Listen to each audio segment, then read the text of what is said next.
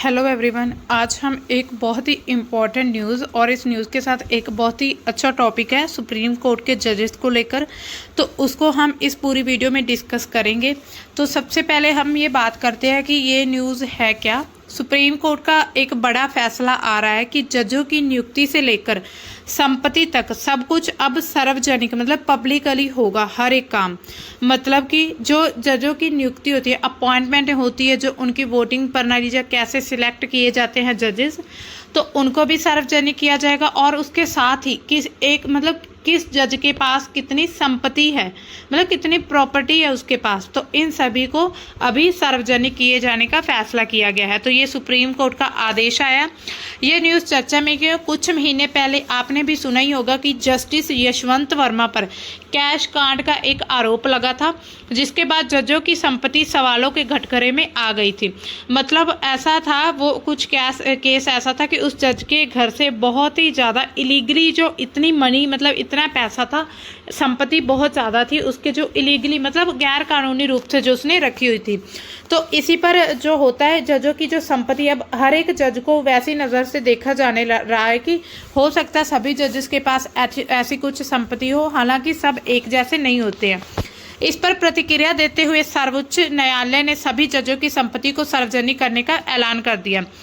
इसी कड़ी में सुप्रीम कोर्ट ने सोमवार को अहम कदम उठाया है। कई जजों की संपत्ति सुप्रीम कोर्ट की आधिकारिक वेबसाइट पर अपलोड कर दी गई है। मतलब इसके साथ जब ये फैसला आया उसके बाद जो कई ऐसे जज हैं जिनकी संपत्ति है वो ऑनलाइन अपलोड की जा चुकी है साइट पर। अब देखिए आदेश क्या दिए गए हैं कि एक तो जजों की संपत्ति सार्वजनिक की जाएगी, दूसरा कोर्ट की आधिकारिक वेबसाइट पर अपलोड जानकारी हुई है, और जजों की नियुक्ति प्रक्रिया भी सार्वजनिक की गई है। मतलब जो इनका चयन है वो पहले कैसे होता था, वो प्राइवेटली होता था, मतलब किसी को पता नहीं चलता था कौन सा जज अभी सिलेक्ट किया जाएगा, कौन सा सीजीआई बनेगा। तो इसी वजह से अब इनकी जो प्रोसेसिंग है सारा वो भी सार्वजनिक हो चुका है। सुप्रीम कोर्ट का स्टेटमेंट क्या देखिए, 9 नवंबर 2022 से 5 मई 2025 की अवधि के दौरान उच्च न्यायालय ने न्यायाधीशों के रूप में नियुक्तियों के लिए सुप्रीम कोर्ट कोलेजियम द्वारा अनुमोदित प्रस्तावों को सार्वजनिक किया जाएगा। इनमें नाम, उच्च न्यायालय, पिछला पद, सुप्रीम कोर्ट कोलेजियम द्वारा सिफारिश की तारीख, न्याय विभाग द्वारा अधिसूचना की तारीख, नियुक्ति की तारीख, विशेष श्रेणी जैसे कि SC, ST, OBC, अल्पसंख्यक या महिला, और क्या उम्मीदवार किसी मौजूदा या सेवानिवृत्त उच्च न्यायालय सुप्रीम कोर्ट के न्यायाधीश से संबंधित है। ऐसी सभी जानकारियां सुप्रीम कोर्ट की वेबसाइट पर अपलोड की जा चुकी है। मतलब वेबसाइट पर सब कुछ अपलोड हो चुका है। अब देखिए ऐसा फैसला क्यों किया गया है, एकदम से ऐसा क्या आया सुप्रीम कोर्ट के जो मन में, जो ऐसा फैसला सुना दिया उसने। जस्टिस यशवंत वर्मा पर लगे कैश कांड के आरोपों के बाद सुप्रीम कोर्ट ने सभी जजों की संपत्ति सार्वजनिक करने की घोषणा की है। इसके अलावा सर्वोच्च न्यायालय और खासकर कोलेजियम सिस्टम में जजों की नियुक्तियों पर अक्सर सवाल उठाए जाते थे, जिसमें पारदर्शिता लाने के लिए सुप्रीम कोर्ट ने नियुक्ति की प्रक्रिया को भी वेबसाइट पर अपलोड करने का फैसला किया। मतलब ऐसा कहा जाता था कि ये जो जज है वो मतलब सेंट्रल गवर्नमेंट के द्वारा ही चुने जाते हैं और उनकी मिली भगत होती है, इसमें ऐसा माना जाता था। अभी इसमें ट्रांसपेरेंसी के लिए कुछ ऐसे मतलब ये फैसला लिया गया है। अब देखिए जस्टिस यशवंत वर्मा कौन है। इनका जन्म होता है 1969 में, इलाहाबाद के यूपी में रहने वाले। ये इनकी जो शिक्षा है, ग्रेजुएट है हंसराज कॉलेज से, BCom किया इन्होंने ऑनर से, और ये LLB मतलब जज ही हैं, ये तो पता ही है। इनका कैरियर अगर हम देखें तो 1992 को इन्होंने वकालत शुरू की थी। 2006 में इलाहाबाद में हाई कोर्ट में स्पेशल एडवोकेट भी रह चुके। 12-13 तक उत्तर प्रदेश के चीफ स्टैंडिंग काउंसिल, अगस्त 2013 में इलाहाबाद हाई कोर्ट में सीनियर वकील रह चुके हैं। 13 अक्टूबर 2014 को इलाहाबाद हाई कोर्ट में एडिशनल जज भी बनते हैं। 1 फरवरी 2016 को इलाहाबाद हाई कोर्ट में परमानेंट जज बन जाते हैं, और 11 अक्टूबर 2021 को दिल्ली हाई कोर्ट में जज बन जाते हैं। ये है इनके जो भी करियर था। अब देखिए इसके कुछ महत्वपूर्ण फैसले भी हैं, जिसमें सत्येंद्र जैन मामला 2022 में आया था। नेता और दिल्ली के मंत्री सत्येंद्र जैन के खिलाफ चल रही कार्यवाही बंद की थी। दिल्ली शराब नीति मामला 2022 में जो CBI और प्रवर्तन निदेशालय को आदेश दिया गया कि शराब नीति घोटाले में अपनी जांच के संबंध में जारी आधिकारिक प्रेस विज्ञापित और मीडिया बयानों को सार्वजनिक करें। आप नेता दुर्गेश पाठक का चुनाव विवाद जुलाई 2023 में होता है। 2022 के दिल्ली विधानसभा उपचुनाव में आप नेता दुर्गेश पाठक के निर्वाचन को नियुक्ति वाली याचिका स्वीकार कर ली जाती है। इनका जो टैक्स पुनर्मूल्यांकन है। विवाद वो मार्च 24 को आया था। कांग्रेस पार्टी की ओर से इनकम टैक्स पुनर्मूल्यांकन के खिलाफ दायर याचिका खारिज कर दी है। अब देखिए ये जो कैश कांड जो आरोप लगा था वो कैसे कैश सामने आया था और ये क्या था पूरा मामला। होली के दिन 14 मार्च के करीब 11:30 बजे जस्टिस वर्मा के लुटियंस दिल्ली स्थित आवास में आग लग जाती है और इसकी सूचना पर दमकल विभाग की ओर से एक टीम आग बुझाने को भेजी गई थी। आग बुझाने के बाद छानबीन के दौरान दमकल विभाग की टीम को स्टोर रूम से बहुत सारी मात्रा में अधजले नोट मिले थे और इसके बाद प्रधान न्यायाधीश संजीव खन्ना को अध्यक्षता वाली उच्चतम न्यायालय के कोलेजियम और दिल्ली उच्च न्यायालय ने जस्टिस वर्मा के न्यायिक कार्य वापस लेने समेत कई निर्देश जारी कर दिए हैं। तो ये बहुत ही मतलब कह लो स्ट्रिक्ट फैसला है सुप्रीम कोर्ट का। जस्टिस वर्मा ने स्पष्ट रूप से इस बात से इनकार कर दिया। अब देखिए कोई भी अपराधी ये नहीं मानेगा कि मैंने अपराध किया, तो इसलिए वो साफ मना कर देते हैं और उनके या किसी उनके परिवार के सदस्य द्वारा उनके आवासीय परिसर के स्टोर में कोई नकदी रखी गई थी। मतलब उन्होंने ऐसा कहा कि हो सकता है उनके किसी परिवार ने रखी हो, किसी फैमिली मेम्बर्स ने, या फिर कोई भी हो सकता है उन्होंने रखी हो, लेकिन वो खुद मुकर गए। साथ ही उन्होंने इस बात पर दावे करने का भी खंडन किया है कथित नकदी उनकी थी। मतलब ये मानने नहीं चाह रहे कि ये पूरी नकदी जो है उनकी है। जस्टिस वर्मा ने कहा कि उनके सरकारी आवास से नकदी मिलने के आरोप स्पष्ट रूप से उन्हें फंसाने और बदनाम करने की साजिश ली है। मतलब वो ऐसा कह रहे हैं कि ये एक साजिश है जो कि मेरे द्वारा गढ़ी गई। ये आप फोटो देख सकते हैं, ये है जो यशवंत वर्मा है। 23 मार्च को ही जस्टिस वर्मा से दिल्ली हाई कोर्ट ने कार्यभार संभाल लिया था। बाद में उन्हें दिल्ली के इलाहाबाद ट्रांसफर कर दिया गया था। ईंधन जांच कमेटी ने जस्टिस यशवंत वर्मा के खिलाफ जांच रिपोर्ट सीजीआई संजीव खन्ना को सौंप दी है। तो जो जांच रिपोर्ट आई वो संजीव खन्ना को दी गई है। सुप्रीम कोर्ट ने 5 मई को प्रेस रिलीज के जरिए उसकी जानकारी दी थी, जिसमें कहा था 3 मई को जांच रिपोर्ट सुप्रीम कोर्ट को सौंपी गई और 4 मई को ये रिपोर्ट सीजीआई को दे दी गई है। अब इस मामले में आगे फैसला सीजीआई का होगा। जांच कमेटी की अगर हम बात करें, पंजाब और हरियाणा हाई कोर्ट के चीफ जस्टिस शील नागू, हिमाचल प्रदेश के हाई कोर्ट के चीफ जस्टिस जीएस संधावालिया और कर्नाटक हाई कोर्ट के चीफ जस्टिस अनु शिवरामन शामिल है। जो एक कमेटी बनाएगी उसमें सीजीआई खन्ना के आदेश पर 21 मार्च को मामले की जांच के लिए 3 सदस्यीय जांच कमेटी गठित की गई थी। 21 मार्च को बनाई थी, जिसमें 3 मेंबर थे। 24 मार्च को सुप्रीम कोर्ट कोलेजियम के जस्टिस यशवंत वर्मा का दिल्ली हाई कोर्ट से इलाहाबाद कोर्ट में ट्रांसफर कर देते हैं। राष्ट्रपति की मंजूरी आदेश के बाद 28 मार्च को केंद्र सरकार ने ट्रांसफर की अधिसूचना जारी कर दी। जस्टिस यशवंत वर्मा ने इलाहाबाद हाई कोर्ट में 5 अप्रैल 2025 को शपथ ली थी। तो ये पूरा उनका करियर का प्रोसेस है, कैसे वो यहाँ पर जज लाइन में आए थे। अब देखिए सुप्रीम कोर्ट के जजों की संपत्ति की घोषणा से जुड़े हुए कुछ घटनाक्रम कौन से हैं। सबसे पहला है 1907 का जो प्रस्ताव पारित किया गया था। सीजीआई जेएस वर्मा ने एक प्रस्ताव पारित किया था जिसमें जजों की अपेक्षा की गई है कि वे अपनी संपत्ति की घोषणा चीफ जस्टिस को करें। हालांकि ये घोषणा सार्वजनिक नहीं की जानी थी। 2009 का एक ऐसा और केस आता है जिसमें न्यायाधीश संपत्ति और देनदारियों की घोषणा विधेयक, ये इसका नाम है, इसको संसद में प्रस्तुत किया गया था। इसमें सुप्रीम कोर्ट हाई कोर्ट के जजों को अपनी संपत्ति की घोषणा करने के लिए कहा गया था। हालांकि इसमें यह प्रावधान था कि घोषणाएं सार्वजनिक नहीं की जाएंगी। इस प्रावधान के कारण विधेयक का विरोध का सामना करना पड़ा और इसे स्थगित कर दिया गया था। मतलब इससे पहले भी डिमांड की जा चुकी है कि उसकी जो भी जजेस की संपत्ति हो, जो भी प्रॉपर्टी है, उसको मतलब चीफ जस्टिस को बताना जरूरी है। 2009 की संपत्ति घोषणाएं 2009 में सूचना का अधिकार ऐड हो जाता है। आरटीआई के तहत दबाव और पारदर्शिता की बढ़ती मांग के कारण कुछ जजों ने अपनी मर्जी से संपत्ति की जानकारी सार्वजनिक की थी। मतलब कुछ जज ने अपनी मर्जी से यह काम किया भी था। यहाँ पर आप देख सकते हैं किस जज के पास कितनी संपत्ति है, कितनी प्रॉपर्टी। अभी फिलहाल में जो सीजीआई जस्टिस खन्ना है उसका जो घर है 3 फ्लैट का है। एफडी और बैंक में उसे 55 लाख रुपीज़ है। पीपीएफ और जीपीएफ में 2.83 करोड़ रुपीज़ है।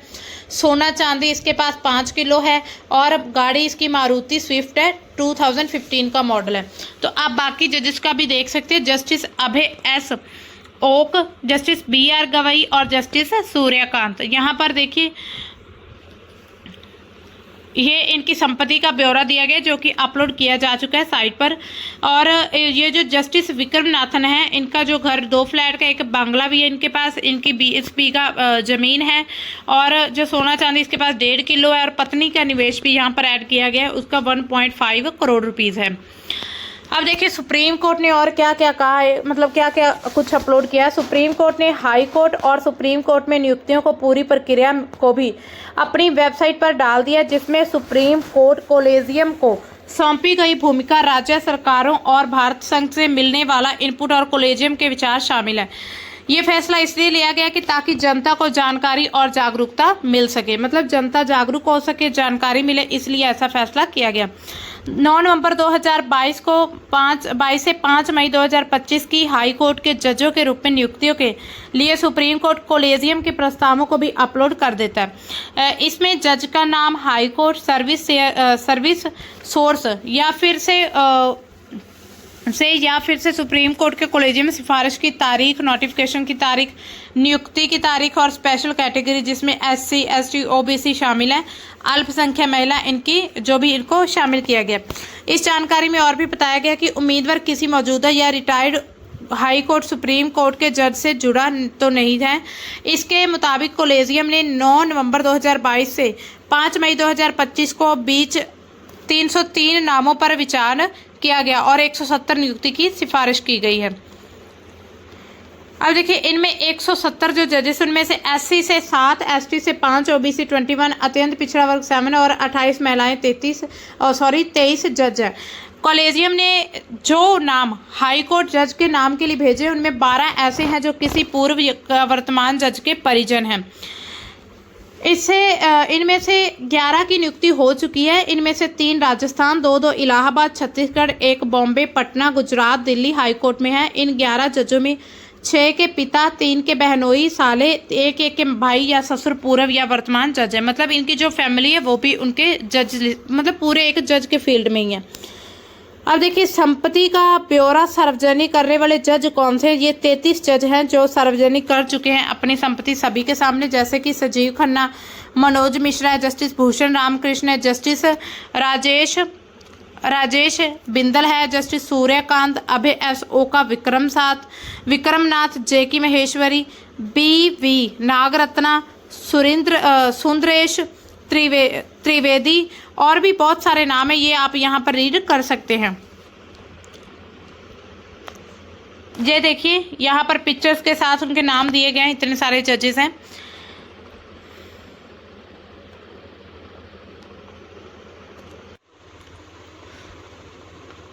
अब हम बात करेंगे नियुक्ति प्रक्रिया की। नियुक्ति प्रक्रिया भी सार्वजनिक हो चुकी है, मतलब कोर्ट ने आदेश दिया है कि इसको भी सार्वजनिक किया जाएगा। सुप्रीम कोर्ट ने जजों की नियुक्ति प्रक्रिया को भी सार्वजनिक करने का फैसला किया है। हाई कोर्ट और सुप्रीम कोर्ट के जजों की नियुक्ति कैसे होती है, सर्वोच्च न्यायालय ने इसे भी पब्लिक डोमेन में रखने की कोशिश की है। मतलब अब पब्लिक को भी पता होना चाहिए कि हाई कोर्ट, सुप्रीम कोर्ट के जजों को कैसे अपॉइंट किया जाता है। सुप्रीम कोर्ट का कहना है कि हाई कोर्ट कोलेजियम सिस्टम कैसे काम करता है, जजों की नियुक्ति के संबंध में केंद्र सरकार और राज्य सरकारों द्वारा क्या इनपुट देती हैं और सुप्रीम कोर्ट का कोलेजियम सिस्टम कैसे काम करता है, ये सभी चीज़ें अब आम जनता की जानकारी में रहेंगी। तो ये फैसला किया जा चुका है। सर्वोच्च न्यायालय ने न्यायाधीशों की नियुक्ति प्रक्रिया कैसे होती है इसके बारे में हम थोड़ा जानकारी लेंगे। सर्वोच्च न्यायालय ने की संरचना और शक्ति। तो सबसे पहले हम बात करते हैं मूल रूप से सर्वोच्च न्यायालय में 8 न्यायाधीश थे, एक मुख्य न्यायाधीश और 7 अन्य। संसद ने समय के साथ न्यायाधीशों की संख्या में वृद्धि कर दी है। सर्वोच्च न्यायालय में वर्तमान में अभी हम देखें तो 34 है न्यायाधीश, जजेस 34 हैं और एक जो उनमें CJI है, चीफ जस्टिस ऑफ इंडिया, और 33 जो हैं वो बाकी के हैं। न्यायाधीश के रूप में नियुक्ति के लिए योग्यताएं क्या क्या हैं। संविधान के अनुच्छेद 124(3) के अनुसार एक व्यक्ति को सर्वोच्च न्यायालय के न्यायाधीश के रूप में नियुक्त किया जा सकता है। मतलब आर्टिकल में ये प्रावधान किया गया है कि कोई व्यक्ति है उसको 124 का क्लॉज 3 कहता है कि किस व्यक्ति को, मतलब किसी भी व्यक्ति को राष्ट्रपति CJI न्यायाधीश जज बना सकते हैं, लेकिन उसके लिए कुछ कंडीशंस हैं वो फुलफिल होनी चाहिए। सबसे पहले व्यक्ति को भारत का नागरिक होना चाहिए। एक उच्च न्यायालय के न्यायाधीश के रूप में कम से कम 5 साल या लगातार 2 ऐसी न्यायालयों में सेवा की होनी चाहिए। वैकल्पिक रूप से कम 10 वर्षों के लिए एक उच्च न्यायालय की अधिवक्ता या कुल मिलाकर 2 या 2 से अधिक विभिन्न न्यायालयों में अधिवक्ता रहा हो व्यक्ति वो। राष्ट्रपति की राय में एक प्रतिष्ठित न्यायविद होना चाहिए, मतलब न्याय करने वाला वो व्यक्ति होना चाहिए। अब देखिए, सर्वोच्च न्यायालय ने न्यायाधीशों की नियुक्ति प्रक्रिया राष्ट्रपति द्वारा संविधान के अनुच्छेद 124 खंड 2 के अंतर्गत की जाती है। ये आर्टिकल दिया हुआ है संविधान में, इसके तहत न्यायाधीश नियुक्त किया जाता है। राष्ट्रपति सूचित नियुक्तियां करने के लिए सर्वोच्च न्यायालय की और उच्च न्यायालयों की न्यायाधीशों के साथ परामर्श करता है। अधिकतम संभावित संख्या, मतलब टोटल जो मैक्सिमम संख्या 34 हो सकती है। भारत के संविधान के अनुसार सर्वोच्च न्यायालय के न्यायाधीशों की 65 वर्ष की आयु में रिटायर होना चाहिए, मतलब 65 वर्ष तक या तो आयु उसकी रिटायर हो जानी चाहिए या फिर उसने 6 साल तक अपने पद पर काम किया हो। वर्तमान में भारत की सर्वोच्च न्यायालय में अगर हम गिनती देखें तो 33 जजेस हैं और इसमें 33 के बीच में ही एक सीजीआई है, मतलब कि 32 दूसरे जजेस है और 1 क्या है, सीजीआई है। तो ये अभी प्रेजेंट की जो है ये सुप्रीम कोर्ट की इतने जजेस की गिनती है। अब देखिए, इनकी जो भी शपथ का जो काम होता है, मतलब शपथ कैसे ये ग्रहण करते हैं, कौन इन्हें दिलवाता है, इसके बारे में देख लेते हैं। प्रत्येक नियुक्त न्यायाधीश को राष्ट्रपति या इस कार्य के लिए नियुक्त व्यक्ति के समक्ष शपथ लेनी होती है और उस पर हस्ताक्षर करने होते हैं। शपथ में भारत के संविधान, संप्रभुता, अखंडता को बनाए रखने और भय या पक्षपात के बिना कर्तव्यों का पालन करने की प्रतिबद्धता शामिल है। मतलब शपथ में ऐसा होता है कि संविधान की जो भी संप्रभुता, अखंडता को बनाए रखेंगे, ऐसी शपथ होती है। मतलब कोई भी पक्षपात नहीं किया जाएगा। ऐसे नहीं कि कोई मान लीजिए कोई ऐसा केस आ गया जिसमें एक बहुत अमीर एक गरीब है। हम एक बात कर लेते हैं अडानी का जो अभी केस चल रहा है। अब मान लीजिए अब न्यायाधीश कहे नहीं कि मैं तो अडानी का ही मतलब साथ दूंगा, वो बहुत अमीर है, ऐसा है, उनसे मुझे फायदा है। लेकिन ऐसा बिल्कुल न्यायाधीश नहीं होना चाहिए। मतलब उसको न्याय करना ही पड़ेगा हर हाल में, जो भी हो। कार्यालय और निष्कासन कैसे होता है? संविधान में न्यायाधीश की नियुक्ति के लिए कोई निर्धारित न्यूनतम समय सीमा नहीं है। मतलब न्यायाधीश की नियुक्ति जो है उसके लिए कोई समय सीमा लिमिट तय नहीं किया गया है। सर्वोच्च न्यायालय का न्यायाधीश 65 वर्ष की आयु तक पद पर संभाल सकता है। मतलब उसकी 65 तक जब तक एज नहीं हो जाती तब तक वो अपने पोस्ट पर रह सकता है। हालांकि एक न्यायाधीश राष्ट्रपति को अपना इस्तीफा देकर, मतलब अगर इस्तीफा देना तो 65 वर्ष की आयु से पहले इस्तीफा दे सकता है। वेतन और भत्ते की अगर हम बात करें, सर्वोच्च न्यायालय ने न्यायाधीशों के वेतन, भत्ते, विशेषाधिकार, अवकाश और पेंशन संसद द्वारा निर्धारित किए जाते हैं। मतलब इनके जो वेतन होते हैं, सैलरी होती है, जो भी इन्हें भत्ते मिलने होते हैं, अलाउंस होते हैं, तो वो भी पार्लियामेंट तय करती है। सर्वोच्च न्यायालय के न्यायाधीशों के वेतन पर, पेंशन, भत्ते भारत की संचित निधि पर भारित होते हैं। मतलब भारत की जो संचित निधि है उसमें से दिए जाते हैं जो सर्वोच्च न्यायालय के न्यायाधीश हैं उनको सैलरी। अब देखिए, सेवानिवृत्ति के बाद का जो प्रतिबंध है वो क्या है? सेवानिवृत्त मतलब कि रिटायर होने के बाद सर्वोच्च न्यायालय के एक न्यायाधीश को भारत में किसी भी अदालत में कानून का अभ्यास करने, किसी भी सरकारी प्राधिकरण के समक्ष वकालत करने से प्रतिबंधित किया जाता है। भारतीय संविधान के अनुच्छेद 128 के अनुसार भारत के सर्वोच्च न्यायालय के किसी भी सेवानिवृत्त न्यायाधीश को भारत के राष्ट्रपति के पहले अनुमति से ही भारत के मुख्य न्यायाधीश द्वारा सर्वोच्च न्यायालय के न्यायाधीश के रूप में बैठने, काम करने और वापस बुलाया जा सकता है। मतलब आर्टिकल 128 में ये लिखा गया है कि जो भारत का सर्वोच्च न्यायालय है, मतलब सुप्रीम कोर्ट है, वो किसी भी रिटायर्ड जज को, ठीक है, भारत के राष्ट्रपति की अनुमति से ही भारत का मतलब सीजीआई बना सकता है। मान लीजिए कोई रिटायर्ड जज है, वो उसको अगर बनाना हो तो मतलब रिटायर्ड जज के बाद अगर उसको वहाँ पर मतलब उसको फिर भी सीजीआई रखना हो तो ये राष्ट्रपति की मंजूरी के साथ हो सकता है, या उसको काम करने के लिए बुला सकते हैं। ठीक है। अब देखिए, निष्कासन क्या है? मतलब कि इनको हटाने का जो प्रोसेस है वो क्या है? सर्वोच्च न्यायालय के न्यायाधीश को राष्ट्रपति के आदेश से ही पद से हटाया जा सकता है। जिस पद से हटाने की प्रक्रिया के लिए संसद के प्रत्येक सदन द्वारा संबोधित करने की आवश्यकता होती है जिसे विशेष बहुमत द्वारा समर्पित किया जाता है। यानी उस सदन की कुल सदस्यता का बहुमत उपस्थित और मतदान करने वाले सदस्यों के कम से कम 2/3 बहुमत द्वारा किया जा सकता है। निष्कासन के आधार में दुर्व्यवहार या अक्षमता भी सम्मिलित होते हैं। संसद के पास अभिभाषण प्रस्तुत करने और किसी न्यायाधीश के दुर्व्यवहार या अक्षमता की जांच करने, उसे सिद्ध करने की प्रक्रिया को विनियमित करने का अधिकार है। मतलब उसको हटाया जा सकता है किस आधार पर, अगर वो दुर्व्यवहार करता है या वो अक्षमता उसमें है, मतलब वो इतना कैपेबल नहीं है कि उसको जज बनाया जाए, तो उसको फिर हटा भी सकते, उसकी इम्पीचमेंट की जा सकती है। एक बार नियुक्त होने के बाद न्यायाधीश 65 वर्ष की आयु तक सेवा करते हैं तथा उनके कार्य अवधि में सिद्ध कदाचार या अक्षमता को छोड़कर उन्हें हटाया नहीं जा सकता। मतलब उनका अगर वो कदाचार मतलब उसका कोई वो अक्षम्य है, मतलब कि वो कैपेबल नहीं है, तब तक उसे हटाया नहीं जा सकता और वे 65 की एज तक काम करते हैं। अब देखिए न्यायिक नियुक्तियों के लिए कॉलेजियम प्रणाली क्या है।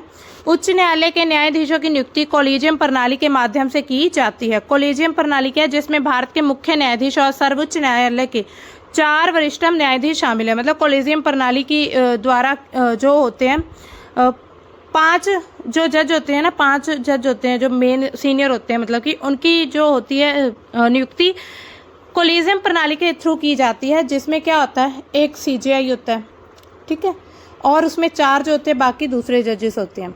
भारतीय संविधान में कॉलेजियम शब्द का कोई उल्लेख नहीं, मतलब भारतीय संविधान में नहीं कहा गया है कि इनको कॉलेजियम के अकॉर्डिंग इनका चयन होना चाहिए, लेकिन न्यायिक घोषणा के माध्यम इसको ऐड किया गया है। अब देखिए कॉलेजियम प्रणाली कैसे, मतलब कौन कौन से जजेस हैं जो कॉलेजियम प्रणाली के तहत यहाँ पर नियुक्त हुए हैं। पहला है प्रथम न्यायाधीश मामला 1981 का ये मामला है। इसने यह निर्धारित किया है कि न्यायिक नियुक्तियों और तबादलों पर भारत के मुख्य न्यायाधीश CJI के सुझाव की प्रधानता को ठोस कारणों के चलते अस्वीकार किया जा सकता है। मतलब कि जो CJI है, ठीक है, उसका अगर सुझाव की जो प्रधानता है, कोई अगर कारण ऐसा है जो सही नहीं है, तो उसके अकॉर्डिंग उसको रिजेक्ट भी किया जा सकता है। इस निर्णय ने अगले 12 वर्षों के लिए न्यायिक नियुक्तियों में न्यायपालिका कार्यपालिका की प्रधानता स्थापित कर दी है।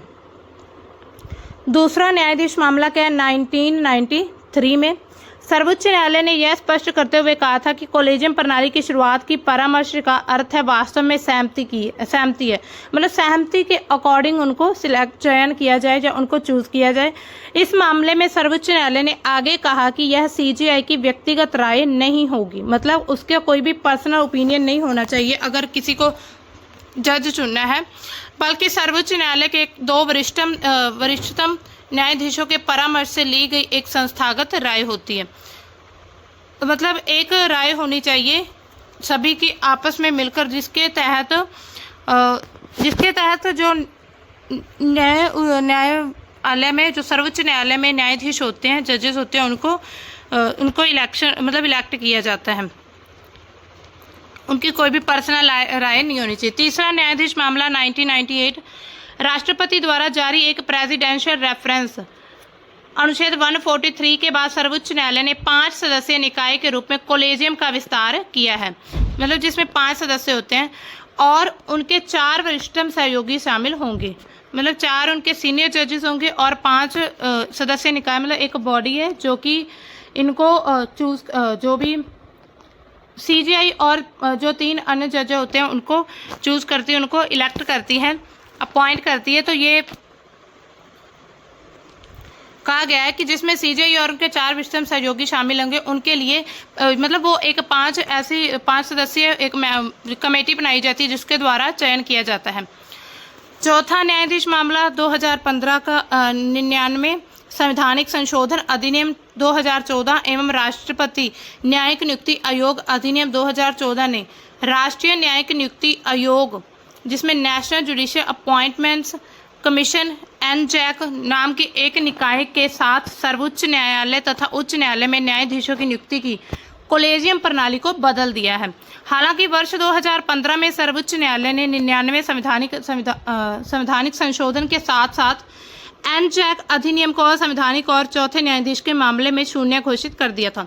मतलब जो एनजैक है, नेशनल जुडिशियल अपॉइंटमेंट कमीशन है, इसको असंवैधानिक माना था और इसको हटाया गया। पहले की कॉलेजियम प्रणाली फिर से शुरू हो गई है। मतलब अब कॉलेजियम प्रणाली के तहत ही जजेस को चूज किया जाता है। कॉलेजियम प्रणाली मतलब कि जो बॉडी बनाई जाती है जिसमें 4 जज होते हैं और एक जो होता है सीजीआई होता है, ये चारों पांचों मिलकर ही, ठीक है, जो सबसे सीनियर जज होते हैं, जो योग्यताएं पूरी करते हैं, तो उनको जज बनाया जाता है सुप्रीम कोर्ट में, और इनकी अपॉइंटमेंट राष्ट्रपति के द्वारा की जाती है। तो ये थी हमारी आज की न्यूज़। अगर आपको पीडीएफ चाहिए तो नीचे हमारे ग्रुप का लिंक दिया हुआ है, आप उसे ज्वाइन कर सकते हैं। मिलते हैं हम अपनी नई न्यूज़ के साथ, तब तक के लिए बाय, थैंक्स फॉर वॉचिंग।